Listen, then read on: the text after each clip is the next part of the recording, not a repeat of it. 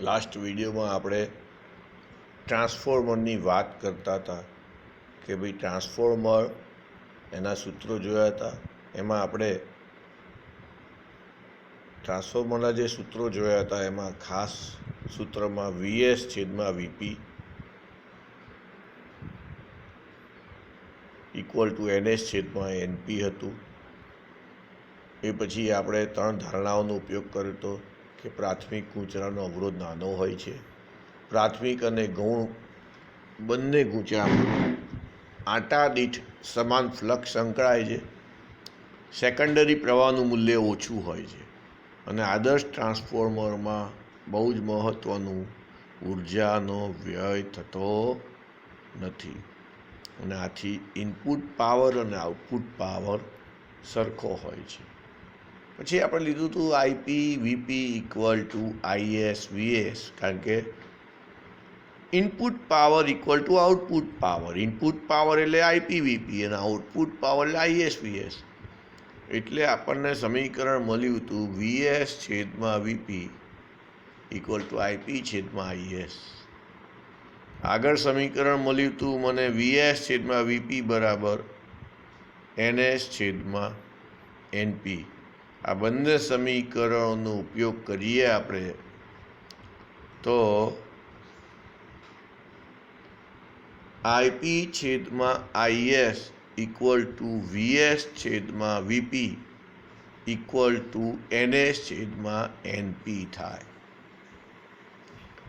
એસી સ્ત્રોતની આવૃત્તિ જેટલી આવૃત્તિથી I અને V બંને દોલનો કરે છે અને આથી ઉપરનું સમીકરણ અનુરૂપ રાશિઓના કંપ વિસ્તાર એટલે કે મહત્તમ મૂલ્ય અથવા RMS મૂલ્યોનો ગુણોત્તર આપે છે. એટલે VS =NS/NP × VP અને IS ઉલટું થઈ જાય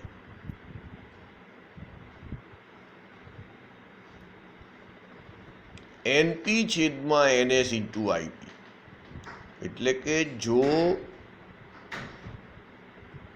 ગૌણ ગૂંચળાના આંટાની સંખ્યા વધારે હોય, ગૌણ ગૂંચળાના આંટાની સંખ્યા વધારે હોય તો ગૌણ ગૂંચળામાં વોલ્ટેજ પણ વધુ થશે, વોલ્ટેજ વધશે. NS > NP તો VS > VP થાય, એટલે કે વોલ્ટેજ સ્ટેપ અપ થશે. વોલ્ટેજ સ્ટેપ અપ થશે. સ્ટેપ અપ થવું એટલે વધવું, એટલે વધશે. અને આવા ટ્રાન્સફોર્મરને સ્ટેપ અપ ટ્રાન્સફોર્મર કહે છે. તેમાં પ્રાઇમરી કરતાં સેકન્ડરીમાં પ્રવાહ ઓછો હોય અને વોલ્ટેજ વધુ હોય. ઉલટું લઈએ, હવે એના કરતાં ઊંધી પોઝિશન લઈ લઈએ. જો NS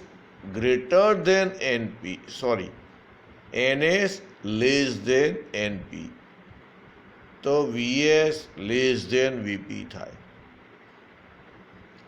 અને વોલ્ટેજ સ્ટેપ ડાઉન થાય.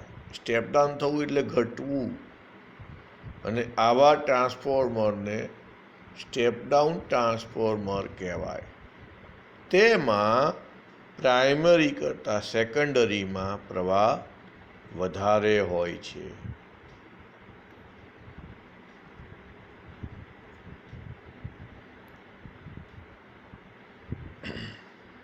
વાસ્તવિક ટ્રાન્સફોર્મરમાં નીચે મુજબના કારણસર અલ્પ માત્રામાં ઉર્જાનો વ્યય થાય છે. વાસ્તવિક ટ્રાન્સફોર્મરમાં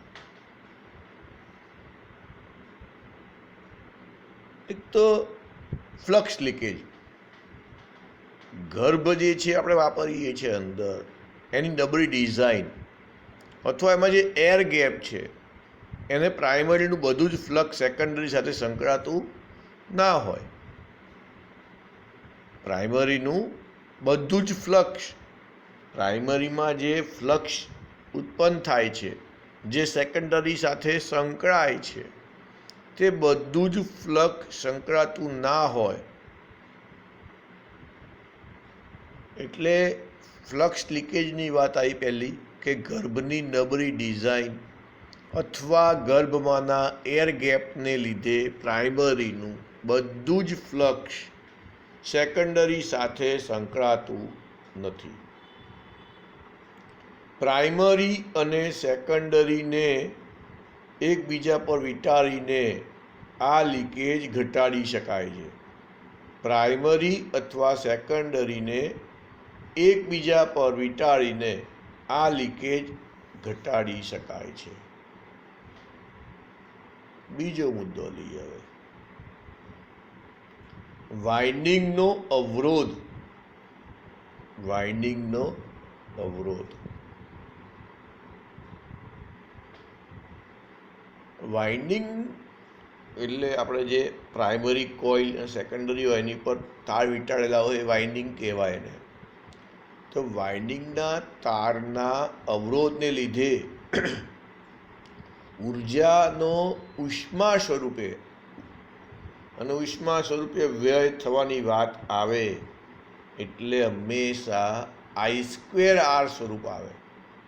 હંમેશા I²R સ્વરૂપ આવે. એટલે વાઇન્ડિંગના તારનો અવરોધને લીધે ઉર્જાનો ઉષ્મા I²R સ્વરૂપે વ્યય થાય છે. વધારે પ્રવાહ અને ઓછા વોલ્ટેજવાળા વાઇન્ડિંગમાં પ્રવાહ વધારે હોય ને વાઇન્ડિંગ ઓછું હોય, વોલ્ટેજ ઓછા હોય, તો એમાં જાડા તારનો ઉપયોગ કરીને આ વ્યય ઓછો કરી શકાય. અને ત્રીજો અને છેલ્લે એડી પ્રવાહો. પ્રત્યાવર્તી ચુંબકીય ફ્લક્સ લોખંડના ગર્ભમાં એડી પ્રવાહો પ્રેરિત કરે છે. પ્રત્યાવર્તી ચુંબકીય ફ્લક્સ લોખંડના ગર્ભમાં એડી પ્રવાહો પ્રેરિત કરે છે અને ઉષ્મા સ્વરૂપે ઉર્જાનો વ્યય થાય છે.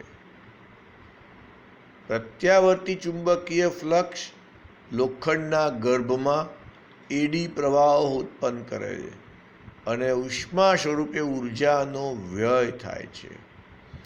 અલગ કરેલા સ્તરો કે પટ્ટી હોય, સળંગ લોખંડ નહીં વાપરવાનું, પટ્ટીઓ વાપરવાની લોખંડની, એનો ઉપયોગ કરીને આ એડી પ્રવાહની અસર ઘટાડી શકાય. આ એડી પ્રવાહની અસર ઘટાડી શકાય.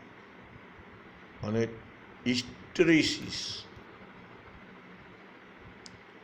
હિસ્ટેરીસિસ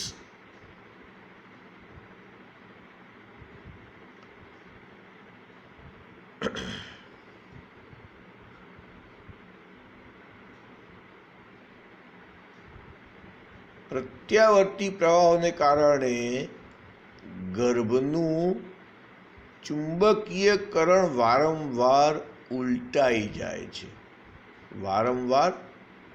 ચુંબકીયકરણ વારંવાર ઉલટાઈ જાય છે.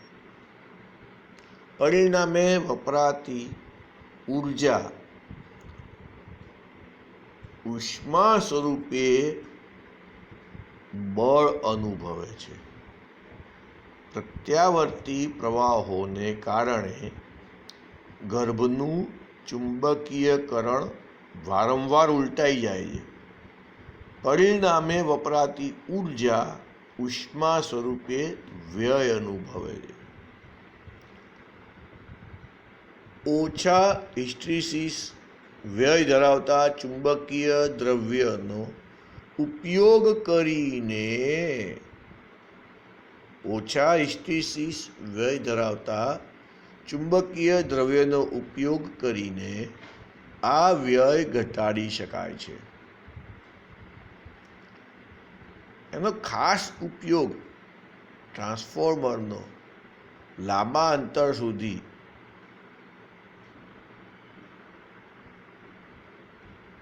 વિદ્યુત ઉર્જાનું મોટા પાયે પ્રસારણ અને વિતરણ કરવામાં આવે છે.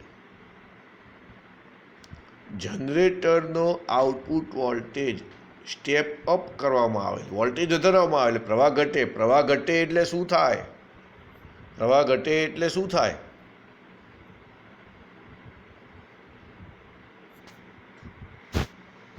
એનો I²R અનુસાર વ્યય ઘટે.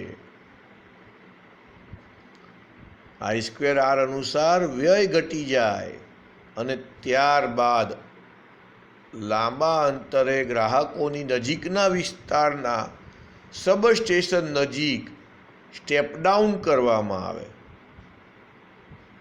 ગ્રાહકો હોય, રેસિડેન્શિયલ ઝોન આવે ત્યાં સ્ટેપ ડાઉન કરવામાં આવે અને સ્ટેપ ડાઉન કરીને પાવર પુરવઠો ગ્રાહક પાસે પહોંચે તે પહેલાં યુટિલિટી થાંભલા ઉપર ટ્રાન્સફોર્મર વડે ફરીથી સ્ટેપ ડાઉન કરી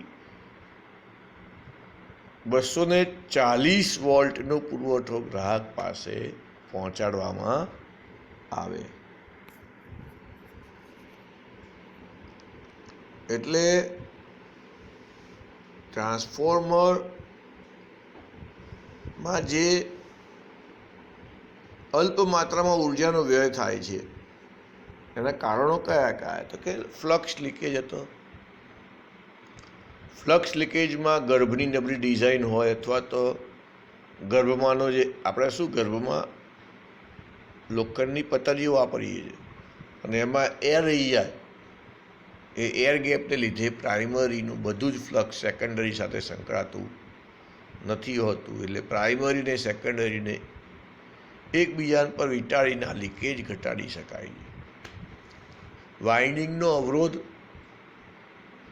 તો કે વાઇન્ડિંગના તારના અવરોધને લીધે ઉર્જાનો એટલે કે ઉષ્મા સ્વરૂપે વ્યય થાય છે.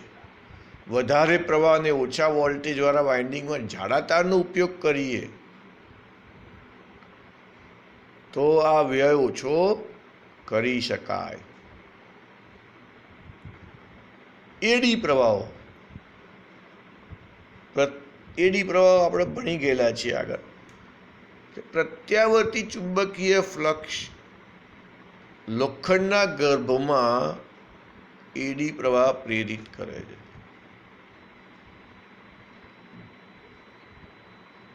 અને ઉષ્મા સ્વરૂપે ઉર્જાનો વ્યય થાય છે. અલગ કરેલા સ્તરો કે પટ્ટીઓના બનેલા ગર્ભનો ઉપયોગ કરીને આ અસર ઘટાડી શકાય છે. અને આ છેલ્લું તો બહુ જ મહત્વનું, હિસ્ટ્રીસિસ. પ્રત્યાવર્તી પ્રવાહોને કારણે ગર્ભનું ચુંબકીકરણ વારંવાર ઉલટાઈ જાય છે. પરિણામે વપરાતી ઉર્જા ઉષ્મા સ્વરૂપે બળ અનુભવે છે. એટલે કે ઉષ્મા સ્વરૂપે જે I²R મુજબ વ્યય થાય છે એની વાત છે. એટલે ઓછા હિસ્ટ્રીસિસમાં વ્યય ધરાવતા ચુંબકીય દ્રવ્યનો ઉપયોગ કરીને આ વ્યય ઘટાડી શકાય છે. ખાસ ટ્રાન્સફોર્મરનો સૌથી મહત્વનો ઉપયોગ લાંબા અંતરો સુધી વિદ્યુત ઉર્જાને મોટા પાયે પ્રસારણ અને વિતરણ કરવામાં આવે છે. એટલે જનરેટરનો આઉટપુટ વોલ્ટેજ સ્ટેપ અપ કરવામાં આવે છે જેથી પ્રવાહ ઘટે. પહેલાં શું કરીએ આપણે? સ્ટેપ અપ ટ્રાન્સફોર્મર વાપરીએ એટલે પ્રવાહ ઘટે, વોલ્ટેજ વધે.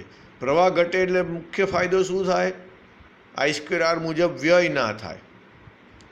ત્યારબાદ લાંબા અંતરે ગ્રાહકોની નજીકના વિસ્તારમાં એટલે સ્ટેપ ડાઉન કરવું પડે એટલે પાવર પુરવઠો ગ્રાહક પાસે પહોંચે તે પહેલાં યુટિલિટી થાંભલા જોયા હશે તમે એવા ટ્રાન્સફોર્મરવાળા, યુટિલિટી થાંભલા ઉપર ટ્રાન્સફોર્મર વડે ફરીથી સ્ટેપ ડાઉન કરી 240 વોલ્ટનો પાવર પુરવઠો ગ્રાહક પાસે પહોંચાડવામાં આવે છે.